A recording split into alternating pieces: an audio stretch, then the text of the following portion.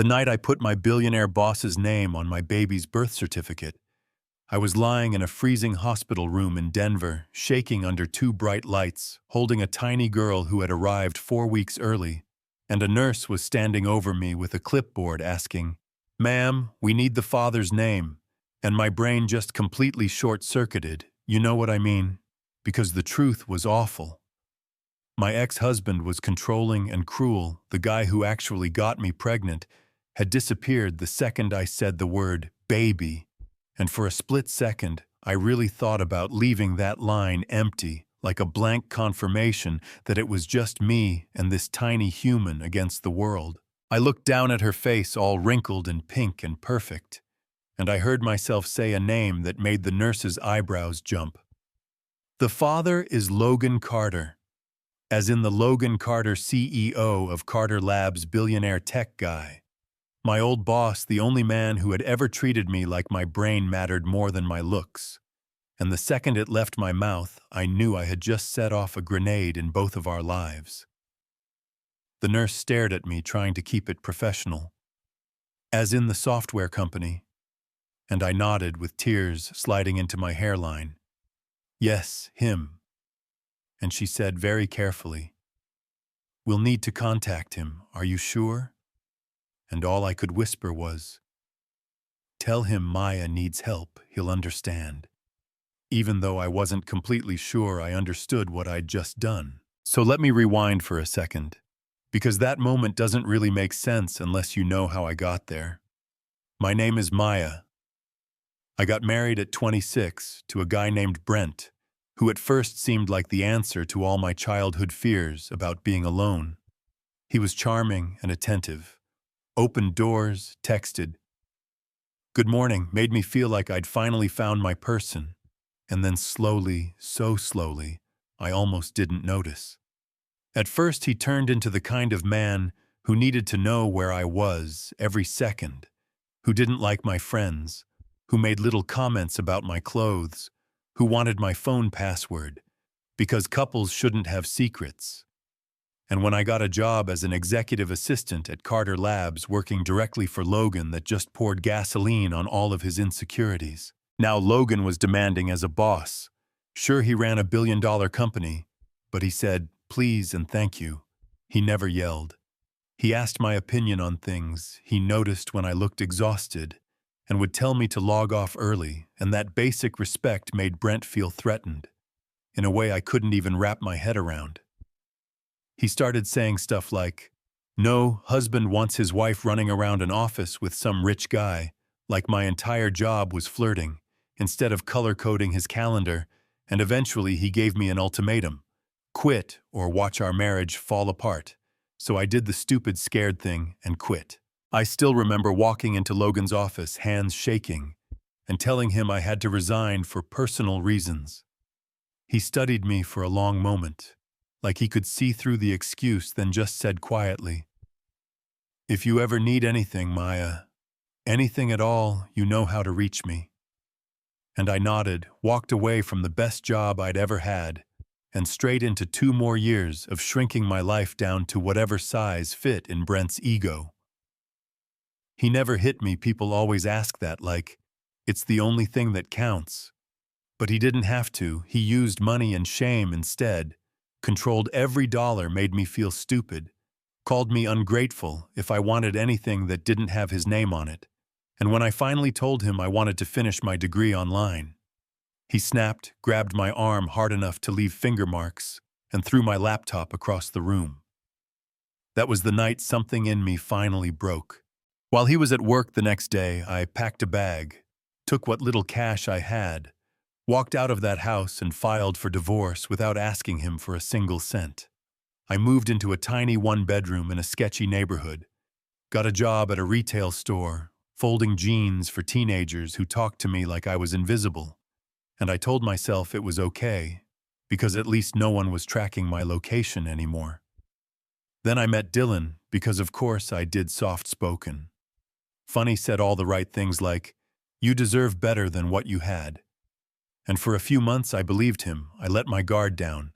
And when I told him I was pregnant, he did what a lot of men do when things get real. Number blocked. Apartment emptied, social media gone like he'd never existed. And suddenly I was standing in a cheap bathroom, staring at two pink lines, thinking, of course, this is how this goes. So by the time I went into labor early, I was working part-time. My savings were almost gone. My parents were dead. I had no siblings, no cousins nearby. My friends had drifted away while I was married. I walked into that hospital alone, scared out of my mind.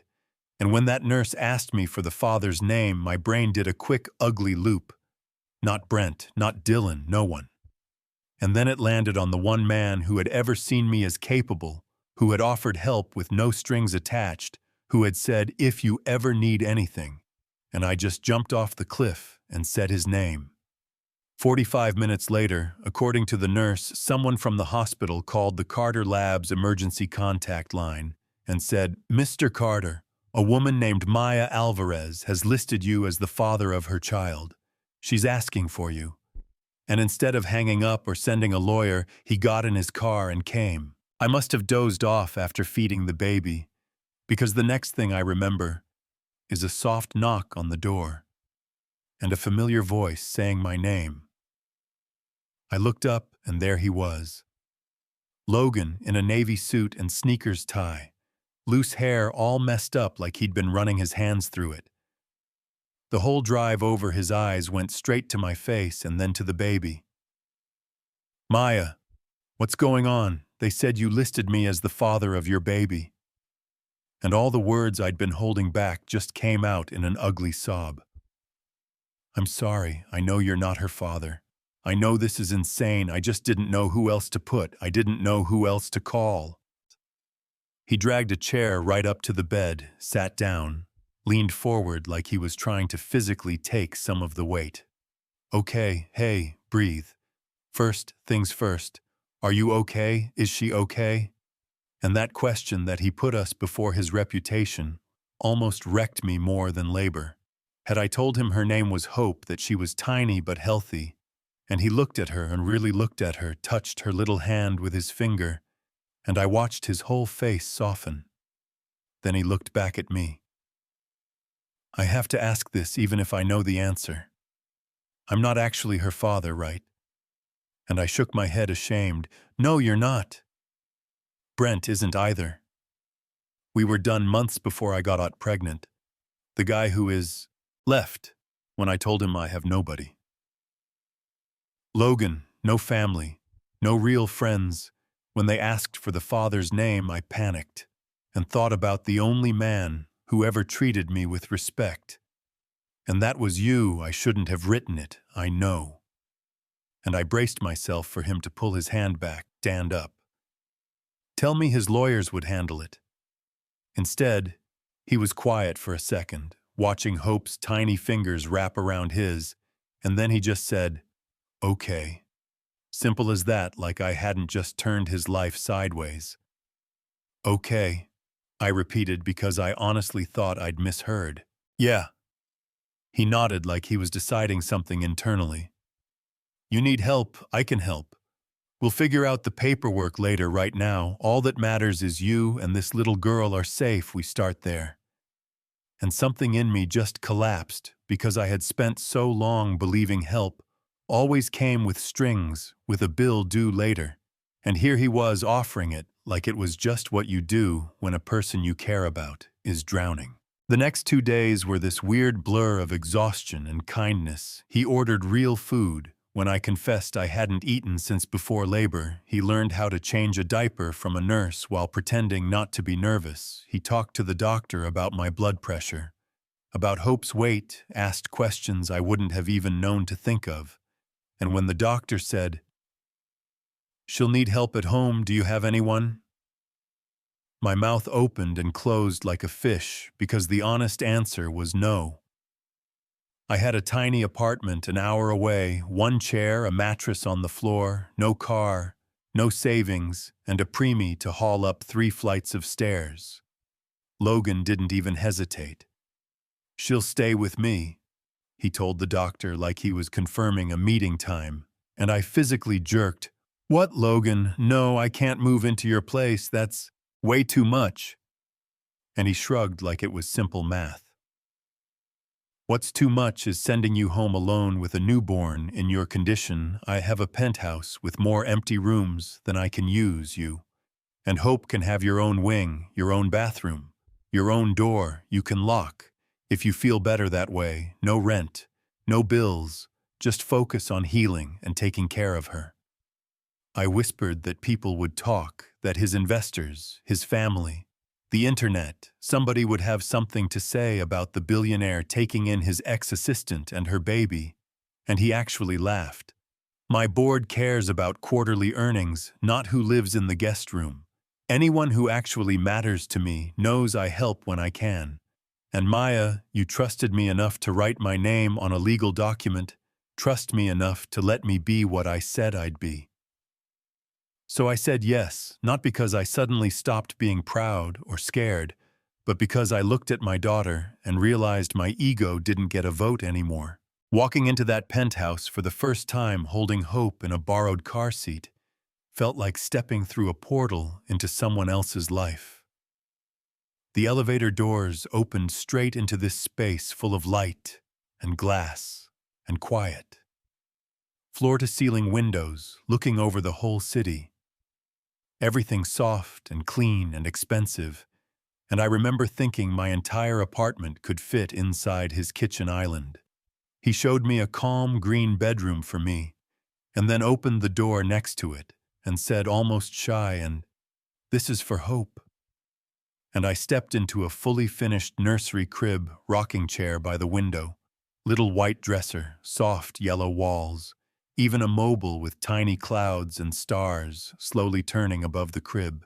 My knees actually went weak. "When did you do this?" I whispered, and he scratched the back of his neck. "Yesterday, I called my designer and said, 'Hey, I need a nursery in 24 hours. She thought I was having some kind of crisis, but she pulled it off. If you don't like anything, we can change it." And I just shook my head with tears in my eyes. "It's perfect. It's way more than perfect. Logan, this is too much." And he said something that stuck with me.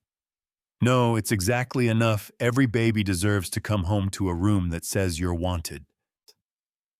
Those first weeks were rough, but in a completely different way than my old life. I was up every few hours feeding my incisions, screamed every time I moved. Wrong, my hormones were doing Cirque du Soleil. But for the first time in years, I wasn't afraid of the person standing in the doorway. I wasn't checking someone's mood before I exhaled. Logan worked from home a lot, taking calls in his office, but every time Hope cried, he'd pop his head out. "You need backup." And sometimes he'd just scoop her up and walk the hallways with her against his chest, murmuring nonsense until she calmed down. His sister Lauren started coming by too. Tall, warm pediatric nurse practitioner energy that just filled the place she'd check. Hope's weight, my incision, then my face. "Are you sleeping at all? Are you eating anything besides toast? Say yes, or I'm going to boss you harder than your doctor." Somewhere in the middle of all that, pieces of the old me started coming back. I'd sit at the kitchen island with my laptop during naps, re-enrolling in my business degree online, watching lectures with my hair in a messy bun, and spit up on my shirt. And one night, Logan set a mug of tea next to me and leaned on the counter. "You still want that degree?" he said more than asked. And I told him how Brent had convinced me I didn't need it because he would take care of us, how I'd believed that lie way too long. And Logan shook his head. "I remember when you first interviewed, you lit up talking about your classes. What if we finish what you started online? Program, I cover the tuition. You focus on Hope and school, no payback, no ledger, just something I can do that actually matters." I immediately started with, "Logan, you're already doing so much." And he cut me off gently. "Maya, I spend more in a bad month of marketing than your whole degree will cost. This is not a favor. This is an investment in someone I believe in." And honestly, that right there might have been the first time I realized the way he saw me was completely different from how I'd been trained to see myself. But life loves balance, right? Just when things started feeling almost safe. The past showed up with muddy boots. It was a Tuesday. I was home alone with Hope. She was napping on my chest, and I was half watching some mindless show when the building's front desk called Ms. Alvarez. "There's a man here asking for you, says his name is Brent Hayes. Should we send him up?" And my stomach dropped straight through the floor. I hadn't seen him since court. "No, absolutely not. Don't let him near the elevator. Tell him I'm not available." The guard hesitated. "He's refusing to leave and says you're still his wife. Do you want us to call security?" And that old fear wrapped around my ribs. But then another voice in my head, newer, said, "You're not alone anymore." So I said, "Yes, call security. And call Mr. Carter. Tell him my ex-husband is here." 20 minutes later, Logan came out of the elevator like a storm about to hit land. Lauren right behind him, and their lawyer Janine in a sharp suit that said she ate men like Brent for breakfast. We rode down together, my hands shaking so hard, he just took one and held it all the way to the lobby. Brent was standing by the front doors, between two security guards. Hair a mess, shirt wrinkled, angry in that familiar, self-righteous way. The second he saw me, he sneered.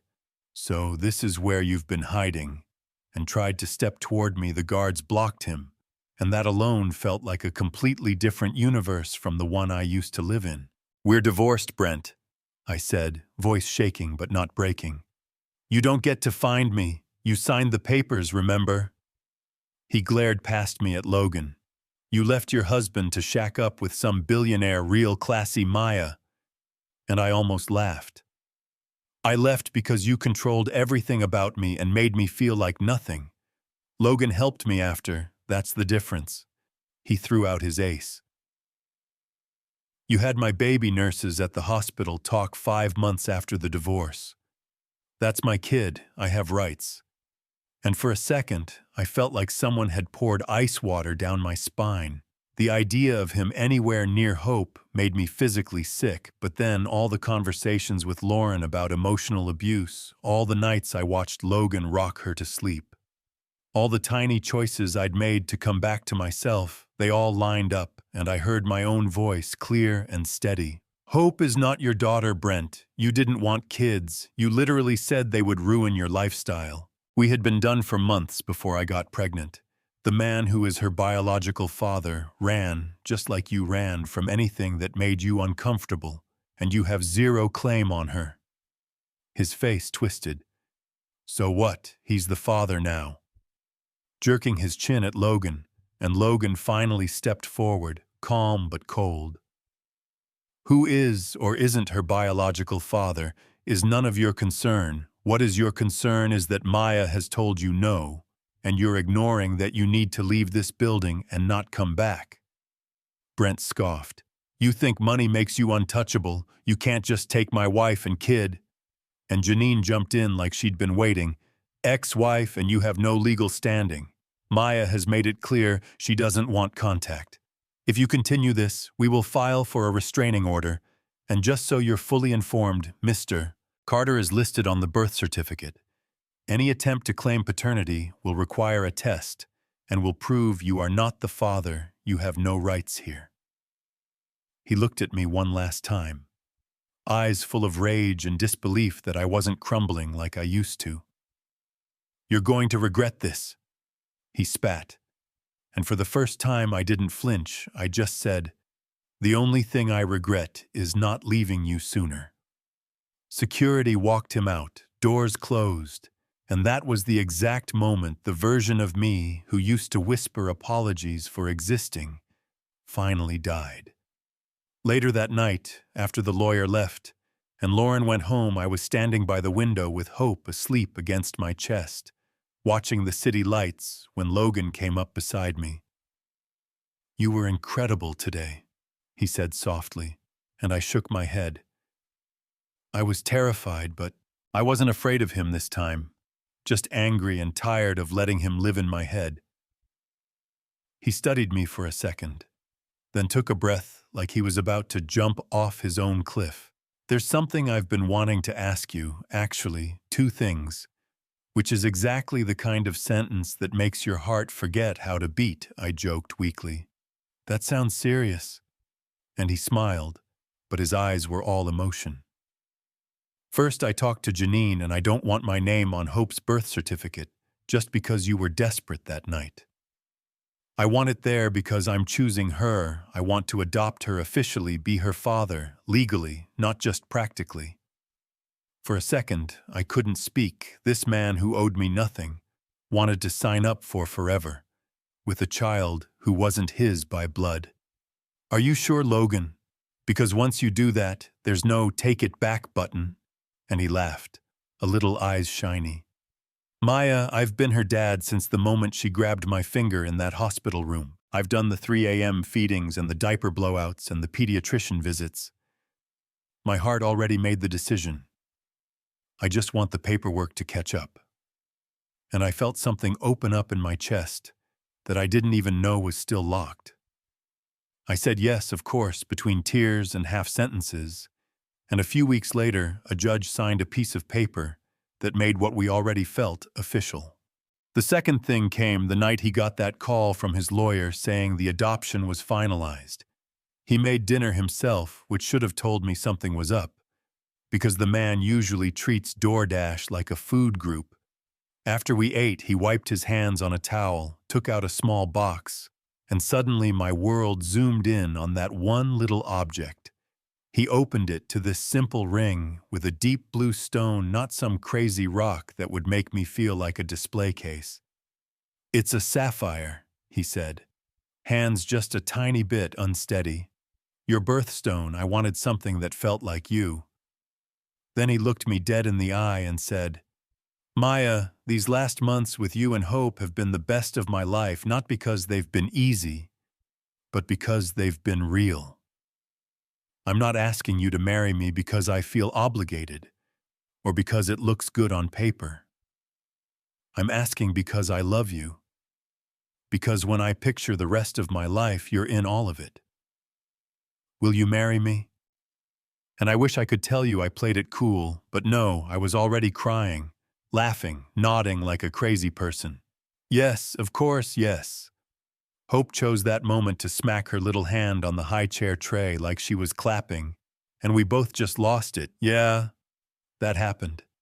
We got married in a small garden a few months later. Nothing insane, close friends, his family. A few coworkers who had watched this whole wild story unfold. I walked down the aisle alone on purpose because I wanted to show myself that the girl who walked out of that first marriage with nothing could walk into this one by choice, not out of desperation. Logan cried during his vows. I cried during mine. Hope toddled down the aisle in a tiny dress, throwing petals everywhere but the path. And when the officiant said, "You may kiss the bride," she yelled, "Daddy," from the front row, like she was making sure everyone knew exactly who he was to her now. People love to wrap stories like this up in a perfect bow, like she suffered. She found a good man. Now her life is flawless. Roll credits, but real life doesn't work that way. There are still hard days, we still argue. I still have moments where the old shame creeps in and whispers that I don't deserve any of this. And there are people who look at our story and see something to judge.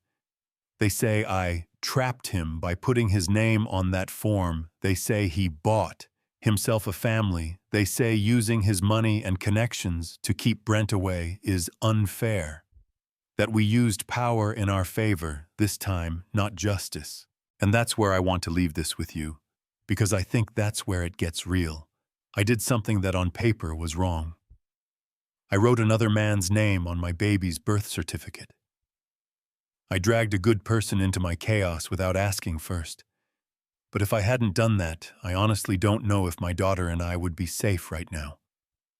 I don't know if I would have had the strength to keep her, go back to school, build a career, stand up to my ex. I don't know if I'd be telling this story at all. So what do you think? Was I wrong to put his name there? Would you have done the same in my place, alone in a cold delivery room with nobody to call? Do you think men like Brent deserve any claim on the lives they tried to control once we finally get out? And when someone like Logan uses his money and influence to protect a woman and a child? Is that justice or just another version of power that happens to be on the right side this time? You know what I mean. If this hits somewhere tender in you, if you've ever stayed too long with the wrong person, or been judged for the way you got out, or had someone step up for you, when they didn't have to, tell me in the comments. Tell me what you would have done in that delivery room. Tell me if you think I'm a survivor, a manipulator, or something. Messier in between, and if you've got your own story about power control and second chances, share it, because you never know who might need to hear it tonight. And if you want more stories like this about real people making impossible choices and somehow finding their way to something better, hit like, subscribe, and stick around, because this world is a lot more complicated than heroes and villains, and talking about it out loud is how some of us finally remember we're not alone.